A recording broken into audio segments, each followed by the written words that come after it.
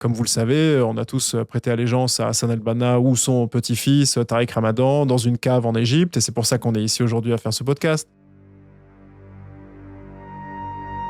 Alors c'est un rapport qui prend forme lors d'un conseil de défense. Imaginez un conseil de défense, c'est une réunion entre le président, le ministre de l'Intérieur parfois, et surtout les personnalités les plus influentes en termes de sécurité nationale.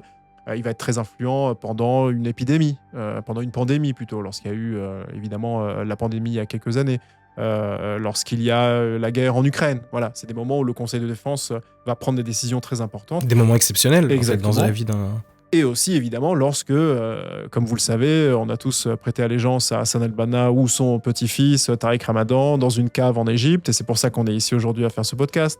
Ce sera coupé au montage, Inch'Allah, comme ça ils ne le sauront pas, mais semble-t-il qu'apparemment c'est vrai.